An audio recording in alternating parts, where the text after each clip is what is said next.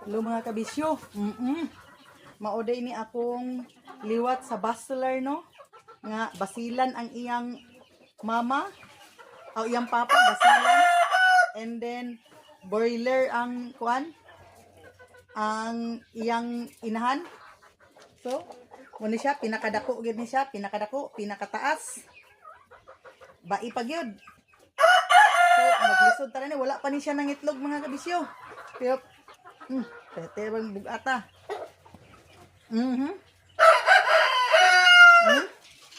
Tanawa. Tingda ko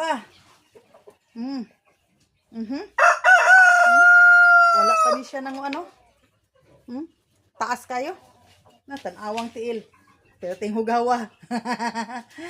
Tinghugawa kaya akong gibutang dito sa kuan. Ako na ni silang ipang butang din itampo na ko ni din ako kung dili na ba ni siya awayon na ng mga kuan din sa sulod. Oh. Da. Muni ang una na kong liwat no sa kuan abi na ko dili pwede no ang boiler.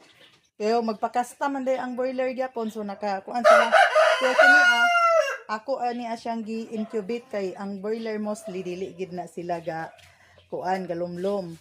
Ga kuan na sila kani ang unsa ni ga itlog lang na sila permit. Tsada sila mga itlog. First time na ako nga kuan, nagpaitlog bitaw sa kanang boiler. Kay kada banggid nga boiler, ako nang gipalit kay akong kuanon, kaning akong ihawon unta atong December ba. Pero kay kuan man nangitlog man siya. Nangitlog man so akong gisulayan. Ya kay sige man siya pangitlog, no? Labi na og kanang sige sila gataon, no? Na bosog kayo, dako kay go. Isa ka ano na ko ang iyang butsi mga kabisyo, Isa ka inana iyang butsi dani bosog kay ni siya mukaon, buyag. Dili pa ni siya ko ano. Dili pa fully iyang mga unsa ni Ato sa ni din silang atimanon og paligo. Muna nyo? Ayo.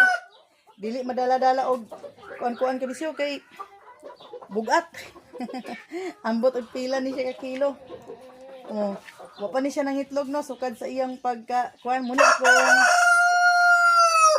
muni akong first batch. First batch na ko ni sa kaning pagpapusa bitaw sa itlog kani kani sila mga first batch siya kauban ni siya sa first batch.